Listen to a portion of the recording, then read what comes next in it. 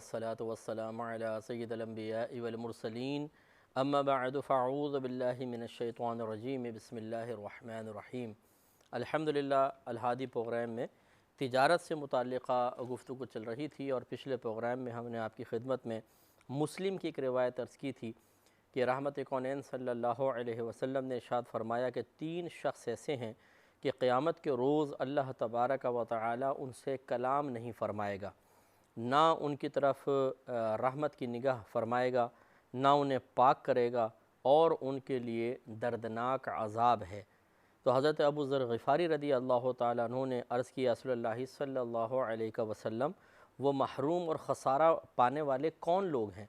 तो आपने इरशाद फरमाया कि एक तो तहबंद लटकाने वाला, दूसरा एहसान जताने वाला और तीसरा झूठी कसम से अपने माल को फैलाने वाला, बेच देने वाला। तो इस पे पहले पे हम कलाम कर रहे थे कि पहली बात तो ये कि तहबंद लटकाने वाला, इससे मुराद सिर्फ मर्द हैं, ख़वातीन नहीं, क्योंकि औरतों के लिए तो टखने ढकना, टखने छुपा कर रखना ही लाजिम है, उनके सित्र में दाखिल है।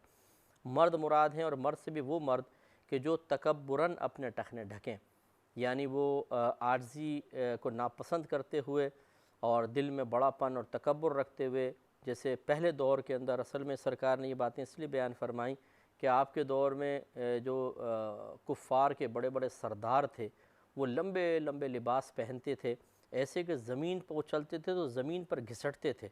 ये उनके यहाँ फ़ख्र और तफ़ाखुर समझा जाता था और उस पे वो दूसरों को हक़ारत की निगाह से देखते थे।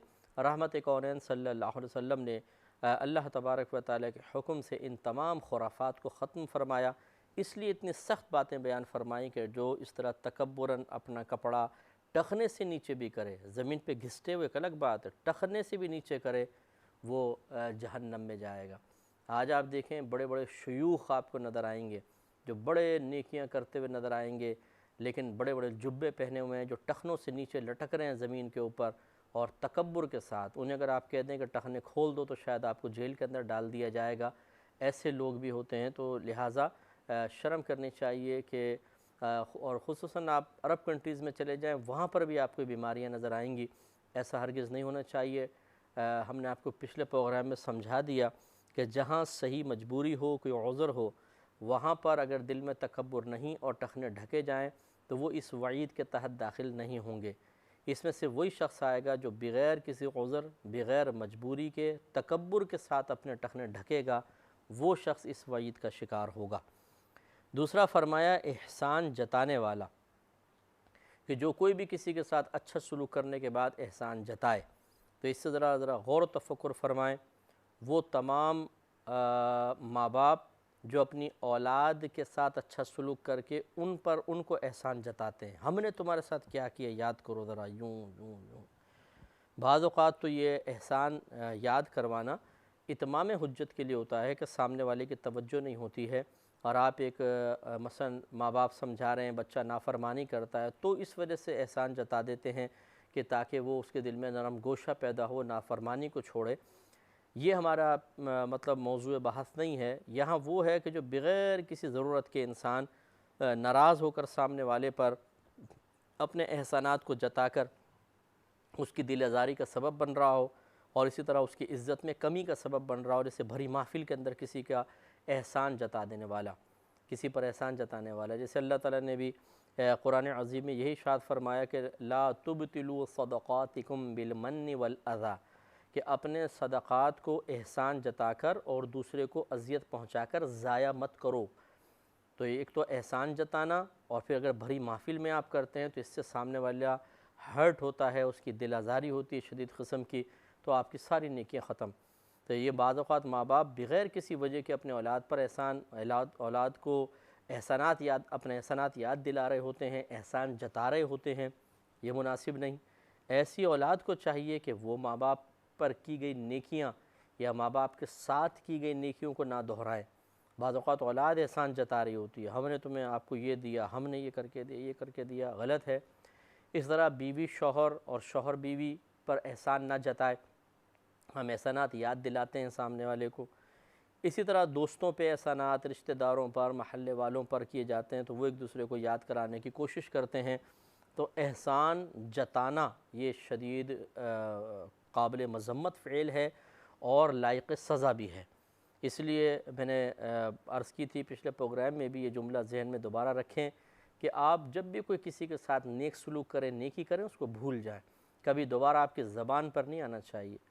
ना ऐसा हो कि किसी ने आपके साथ बुरा सलूक किया और आपने बहुत अच्छा सलूक उसके साथ कर दिया, तो अब आप उसको याद दिलाएं, एहसान जताएं कि याद है तुमने हमारे साथ क्या किया था, देखो मैं तुम्हारे साथ क्या कर रहा हूँ। ये भी एक गलत रवैया होता है कि आप अगर कर रहे हैं अच्छाई और सामने वाले की बुराई को नज़रअंदाज किया है, यह आपके लिए बहुत ही मतलब काबिल मदह चीज़ है, आपकी इस बात को वाकई सराहना चाहिए। लेकिन ख़ुद अपने मुँह से इस तरह बातें कहना, क्यों कह रहे हैं आप ये बात, क्यों जता रहे हैं एहसान, ये बिल्कुल ऐसा नहीं होना चाहिए। इसमें इंसान बाज़ औक़ात अपनी नेकी का सवाब भी ज़ाया कर बैठता है, बल्कि लायक सज़ा हो जाता है। इसलिए कोई एहसान नहीं जताना चाहिए। जब इस किस्म का कोई मामला होता है, ख़ुसूसन लड़ाई झगड़ा हो गया, कोई नाइत्तिफ़ाक़ी पैदा हो गई, इख्तिलाफ़ राय हुई, या सामने वाले ने कोई ज़्यादती कर दी, तो शैतान याद दिलाता है फ़ौरन, यानी जो चीज़ें हमारे जहन में नहीं भी होती वो भी याद दिला देता है कि बोलो बोलो, देखो तुमने इसके साथ ये किया था, ये किया था, ये किया था, और ये जवाब में क्या कर रहा है। तो बस फिर हम सोचे समझे बगैर हमारी ज़बानें चलना शुरू होती हैं, रुकती नहीं हैं, फिर सारी नेकियां जिक्र कर देते हैं जो हमने छुप कर की थी, जो उसके और मेरे दरमियान थी, वो हर एक को पता चल जाती हैं। और ये याद रखेंगे एक ही दफ़ा आप कर सकते हैं, यानी अमूमन ऐसे होता है कि एक दफ़ा आपने वार किया, बस दोबारा अब ये इस ज़्यादा असर नहीं करेंगी बातें, अगर आप बार बार कहेंगे तो असरअंदाज नहीं होंगी। एक ही बार में सारी चीज़ें ज़ाया हो जाती हैं, ऐसा हरगिज़ नहीं करना चाहिए। अगर किसी के साथ अच्छा सलूक किया है तो उसके लिए किया था या अल्लाह के लिए किया था, अगर उसके लिए किया था फिर तो वो नेक अमल बना ही नहीं हकीकतन, अगर अल्लाह के लिए किया था तो बस फिर उस पर एहसान जताने की हाजत नहीं है, बिल्कुल अपनी ज़बान को बंद रखना चाहिए। अगर किसी ने इस तरह, हमारे सुनने वाले भाई ने या बहन ने किसी के साथ नेकी की और फिर उस पर एहसान जताया हो, तो उसको अल्लाह की बारगाह में तौबा करनी चाहिए। और अगर सबके सामने एहसान जताया था, मेरा मशवरा तो ये होगा कि आप उससे मुआफ़ी मांग लें कि भाई मैंने आपकी दिल आज़ारी की, कि सबके सामने आपके राज को ज़ाहिर किया, और आप पर जो मैंने एहसान किया था, आपके साथ नेकी की थी, उसे सबके सामने ज़ाहिर करके गोया कि आपकी इज़्ज़त घटा दी, आपकी वैल्यू गिरा दी, अपने बड़ापन ज़ाहिर करने के लिए, तो मैं आपसे मादरत चाहता या मादरत चाहती हूँ। तौबा कर लें और उससे मुआफ़ी मांग लें, बहुत अच्छा है। अगर नहीं मांगेंगे, हो सकता है कि बरोज़ क़यामत इसका हिसाब देना पड़ जाए। और आखिरी बात बयान फरमाई, और झूठी कसम से अपने माल को फैलाने वाला, तो झूठी कसम से, सच्ची कसम भी मना है, सरकार ने मना फरमाया ज़्यादा कसम खाने से बचो, इसमें झूठी सच्ची दोनों शामिल हो गई। लेकिन यहाँ ख़ास तौर पर झूठी कसम के बारे में सरकार ने फरमाया कि झूठी कसम से अपने माल को फैलाने वाला। वजह इसकी क्या है कि माल, दुनिया की एक जलील दौलत हासिल करने के लिए अल्लाह तबारक व ताला के नाम पाक को इस्तेमाल करना, वो भी झूठ कहकर। जैसे ये दुकानदार बहुत से ऐसे होते हैं, अरे बहन जी ले जाइए, इससे खुदा की कसम इससे बेहतरीन चीज़ आपको नहीं मिलेगी, खुदा की कसम ये तो ख़ुद मुझे घर पर 500 रुपये की पड़ी है, और हालांकि वो चीज़ ख़रीद होती है 200 रुपये की। हमारी बहनें कस्में सुनकर फ़ौरन से पेशतर ज़्यादा चीज़ में ज़्यादा पैसों में ख़रीद लेती हैं। अब इस तरह के जो सेल्समैन हैं, उनकी तनख्वाहें भी ज़्यादा होती हैं दुनिया के अंदर, क्योंकि वो कस्में खा खा कर और ये करके माल बिकवा देते हैं। लेकिन याद रखिए, जो दुकानदार हैं उन्हें चाहिए कि इस किस्म के सेल्समैन को सबसे पहले बाहर निकालें, इसलिए कि ये बेबरकती आम कर रहा है। आप ये देखेंगे कि वक्ती तौर पे तो नफ़ा आएगा, फिर एकदम ऐसा धमाका होगा, आपकी दुकान तबाह हो जाएगी, कारोबार तबाह हो जाएगा, आप क्राइसिस में मुब्तला हो जाएंगे, औलाद बीमार हो जाएगी, एक्सीडेंट हो जाएगा, कार तबाह हो जाएगी, ये चीज़ें ज़ाहिर होना शुरू होंगी। इस किस्म के शैतान इंसान को, कि जो अल्लाह के नाम को दुनिया कमाने के लिए और आपको खुश करने के लिए इस्तेमाल कर रहा हो, हालांकि आप देख भी रहे हैं, मैंने देखा है दुकानदार जो इस तरह के सेल्समैन रखते हैं, बड़ी बड़ी मार्केटों में बिठाए होते हैं, तो वो खुश होते हैं उसकी बारगेनिंग देखकर कि वो ऐसा मतलब झूठ बोल बोल के चीज़ बेच रहा होता है, और ये सर झुका के सुन रहे हैं, हंस रहे हैं, मुस्कुरा रहे हैं कि अच्छा है, चूना लगा रहा है। चलें जी, हंस लीजिए, अभी आपके हंसने के दिन हैं, कल वक्त ऐसा आएगा कि आपके रोने के दिन होंगे, और अभी आप इसको शाबाश देकर बोनस दे रहे हैं, कल इसी पे लानत मलामत कर रहे होंगे कि कमबख्त तूने मुझे मरवा दिया, कि तेरे झूठ की वजह से आज हमारा ये बेड़ा गर्क हो गया, चंद पैसे तो हमें हासिल हो गए थे लेकिन हमारी आखिरत बर्बाद हो गई। क्या फ़ायदा ऐसे? इसलिए सच बोलें, ऐसा माल ही ना रखें कि झूठ बोलने की ज़रूरत पेश आए, और अगर रखें तो सच बोल कर बेचिए। वक्ती तौर पे हमें ऐसा लगता है कि नुकसान होगा, लेकिन अगर आपकी सच्चाई एक दफ़ा मारूफ़ हो गई, लोग आंखें बंद करके आपका माल लेकर जाएंगे कि नहीं, ये जो कहते हैं, जो होता है वही कहते हैं। ये मशहूर हो जाए बस एक दफ़ा, तो आपकी सच्चाई की बिना पर फिर लोग आपके पास आना पसंद करेंगे। लेकिन हम लोग मादरत के साथ हराम खाने के इतने आदी हो चुके होते हैं, और अल्लाह ताला की कुदरत पर अदम यकीन इतना ज़्यादा हो चुका है कि हम समझते हैं मादल्ला कि अल्लाह ताला हराम ज़रिए से तो हमें दे सकता है, हलाल ज़रिए से नहीं दे सकता। हम झूठ बोलें तो अल्लाह ताला हमें रोज़ी दे देगा, लेकिन सच बोलेंगे तो अल्लाह ताला रिज़्क़ के तमाम दरवाज़े हमसे रोक देगा। ये हमारे जहन का फतूर है। हम ये समझते हैं ऐसा हो रहा है, हालांकि ऐसा नहीं हो रहा। आप सच बोल कर तो देखें, फिर देखिए कि आपका सौदा कैसा निकलता है, कितनी अल्लाह ताला आपको बरक़ात से नवाजता है। तो ये हमें समझना चाहिए, लेकिन बहरहाल नहीं समझते हैं। तो झूठी कसम खाकर अपने माल को बेचने वाला जहन्नम में होगा, इसको दर्दनाक अज़ाब हासिल होगा, और अल्लाह ताला इस पर निगाह करम नहीं फरमाएगा। इसलिए तवज्जो करनी चाहिए।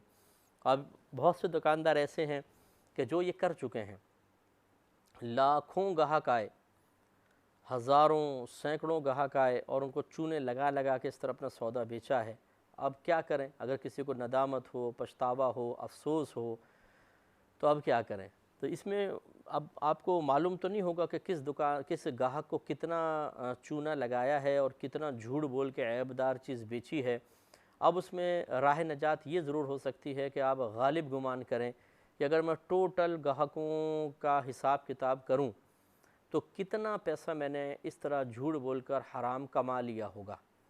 देखिए, मिसाल के तौर पे ये गिलास है, ये मैंने 100 रुपये का ख़रीदा है, लेकिन इसमें एक ऐसा ऐब है कि ये 75 रुपये का रह गया है, और मैंने झूठ बोल के 100 रुपये का बेचा है, तो इसमें 75 रुपये नाजायज़ होंगे, बाकी 25 रुपये नाजायज़ होंगे। 75 रुपये तो इस गिलास की कीमत है ही थी वो। तो यूँ ये नहीं कि आपने जितना सौदा बेचा है, मसलन एक 10,000 का सूट बेच दिया आपने झूठ बोल के, तो 10,000 रुपये आपको काउंट करने पड़ेंगे, नहीं। बल्कि आप ये देखें उसमें जो ऐब था, उस ऐब की वजह से कितनी कीमत कम हुई होगी। अगर 1,500 रुपये, तो बस वो 500 रुपये आपने गोया के हिसाब में लिखने हैं। तो अब ऐसे तो याद तो नहीं रहता, तो गालिब गुमान करके दिल से पूछें कितने होंगे टोटल, अगर मैं मिला लूँ कितने इस तरह नाजायज़ पैसे मेरे पास आए होंगे। 1,000, 2,000, 1 लाख, 2 लाख, 10 लाख, बिल फ़र्ज़ आपने हिसाब किया तो 10 लाख बन गए बिल फ़र्ज़। तो एकदम 10 लाख देने की हाजत नहीं है, आप हिसाब कर लें 10 लाख, और थोड़ा थोड़ा जितना आपके पास पैसा आता रहे, अल्लाह ताला की रज़ा के लिए जो वो नामालूम गाहक थे उनकी तरफ से ये माल सदका करना शुरू कर दें, और इस पर सवाब की नीयत ना रखें। मसलन ये 10 लाख गोया कि अब आपने उन नामालूम गाहकों की तरफ से सदका करना है, ये आज से थोड़ा आप सदका कर दें। जब कंप्लीट हो जाए अल्लाह का शुक्र अदा करें, और इस दौरान फिर और इसके बाद भी आइंदा कभी ऐसा ना करें, सच बोल के अपना सौदा बेचें। एक तो काम ये करना है कि जो आपको ज़्यादा रकम ऐसी लगती है जो आपने हराम कमा ली है, उसे नामालूम ग्राहकों की तरफ से सदका करें। नंबर 2, अल्लाह की बारगाह में सच्ची तौबा करें। नंबर 3, जितने ऐसे ग्राहक थे उनके लिए दुआएं करें, वो दुआएं बख्शिश और मग़फ़िरत करें। अल्लाह ताला उन सब की बख्शिश फरमा दे, मग़फ़िरत फरमा दे। अक्सर अपनी दुआओं में इस तरह उनके लिए दुआ कर दिया करें। और चौथा, उनके लिए ईसाल सवाब करें, कि जितना भी आप नेकियां करते हैं, फ़र्ज़ हैं, वाजिब हैं, सुन्नत हैं, नफ़ल हैं, आप वो करने के बाद बस दिल में ये सोचें अल्लाह ताला इसका सवाब उन तमाम ग्राहकों को पहुँचा दे जिनके साथ मैंने इस तरह नाइंसाफ़ियाँ की हैं। इंशाअल्लाह उनके नाम अमाल में पहुँच जाएगा। अब जब आप मैदान महशर में पहुँचेंगे, ये 4 काम करके, नंबर 1, आपने जितना गलत किस्म का कमाया बग़ैर सवाब की नीयत के अंदाज़ा करके सदका कर दिया। नंबर 2, दुआए बख्शिश व मग़फ़िरत की है। नंबर 3, उनके लिए साले सवाब किया। नंबर 4, अल्लाह की बारगाह में सच्ची पक्की तौबा कर ली। तो मुझे अल्लाह की रहमत से उम्मीद है जब आप मैदान महशर में पहुँचेंगे, ये ज़रूर होगा कि अल्लाह ताला उन सबको आपके सामने खड़ा कर देगा, और जितने आपने उनके हक़ में कोताही की थी उस कोताही का बदला दिलवाएगा। लेकिन वो ऐसा नहीं होगा कि आपको सज़ा मिले इंशाअल्लाह, बल्कि अल्लाह ताला उन्हें आपसे राज़ी करवा देगा, और इंशाअल्लाह आप भी जन्नत में जाएंगे और अल्लाह ताला उन्हें भी दाखिल जन्नत फरमा देगा अपने करम से, अपने फ़ज़ल से। जैसे कि एक रिवायत में है कि एक शख्स ने दूसरे पर जुल्म किया होगा, दोनों मैदान माशर में आमने सामने खड़े कर दिए जाएंगे। अल्लाह ताला ज़ालिम हिसाब शुरू होगा तो ज़ालिम की नेकियां निकाल कर इस शख्स के नाम माल में डाल देगा, लेकिन जुल्म इतने ज़्यादा होंगे कि बदला पूरा नहीं होगा। तो अल्लाह ताला मज़लूम से फरमाएगा अब तू क्या चाहता है? वो कहेगा अल्लाह ताला मेरी बुराइयां निकाल कर इसके नाम माल में डाल दे। तो बुराइयां इसके नाम माल में डाल दी जाएंगी, फिर भी मामला पूरा नहीं होगा। तो अल्लाह ताला उस मज़लूम से फरमाएगा कि ऊपर देख। वो देखेगा तो उसको जन्नत का एक बहुत ही खूबसूरत महल नज़र आएगा। तो वो मुतहय्यर हो जाएगा, मुतअज्जिब हो जाएगा, अल्लाह की बारगाह में अर्ज़ करेगा या रब्बी करीम ये किसके लिए है? अल्लाह ताला फरमाएगा उसके लिए जो इसकी कीमत अदा कर दे। तो वो कहेगा या रब्बी करीम कौन इसकी कीमत अदा कर सकता है? तो अल्लाह ताला फरमाएगा कि तुम इसकी कीमत दे सकते हो। तो मज़ीद हैरान होगा, कहेगा अल्लाह ताला मैं इसकी कैसे कीमत दे सकता हूँ? तो अल्लाह ताला फरमाएगा अगर तू अपने इस ज़ालिम भाई को मुआफ़ कर दे तो यही इसकी कीमत है। तो वो फ़ौरन कहेगा कि अल्लाह ताला गवाह हो जा कि मैंने इसको मुआफ़ किया। तो अल्लाह ताला यूँ नहीं कि इसको फरमाएगा जाओ जन्नत में, बल्कि फरमाएगा अपने ज़ालिम भाई का हाथ पकड़ो और दोनों दाखिल जन्नत हो जाओ। अब ये ज़ालिम क्यों बख्शा गया? हालांकि इसकी नेकियां निकल चुकी हैं, मज़लूम की बुराइयां इसके नाम अमाल में हैं और अभी भी तकाज़े बाकी हैं, इसलिए कि इसने कोई ना कोई दुनिया में ऐसा काम कर लिया था कि इसकी बख्शिश व मग़फ़िरत का फ़ैसला हो चुका है। हाँ, अब ये अलग बात है कि अल्लाह का ये भी कानून है और फ़ैसला है कि मज़लूम को बग़ैर हिसाब किताब के मतलब महरूम नहीं करेगा। हिसाब किताब तो होना ही होना है, तो सामने ज़रूर खड़ा कर लिया गया ताकि अल्लाह का कौल भी का ख़िलाफ़ भी ना हो। लेकिन अल्लाह ताला ने जो इस पर करम फरमाना था वो करम भी फरमा दिया, और इस तरह के मज़लूम को शिकवा भी नहीं रहा दिल में कि यार देखो इसको बख्श दिया और मुझे तो पूरा बदला भी नहीं दिलवाया गया। ऐसा नहीं, उसको इतना दे दिया कि वो भी राज़ी हो गया और अपने भाई को लेकर जन्नत में चला गया। इसलिए ये याद रखें कि मौत किसी भी वक्त आ सकती है। अभी जैसे आपने देखा है कि हुज्जाज किराम बेचारे कितने शहीद हुए हैं, क्या ये अपने घरों से ये सोच कर निकले थे कि ये सफ़र हज हमारी ज़िंदगी का आखिरी सफ़र होगा? इसी तरह जो शामी बेचारे हमारे भाई बहनें, हमारे बच्चे मुख्तलिफ़ मुल्कों में पनाह लेने के लिए जा रहे हैं, जो वो कश्ती में बैठे जो उलट गई हैं कि उनको यकीन होगा कि हम साहिल तक नहीं पहुंच पाएंगे।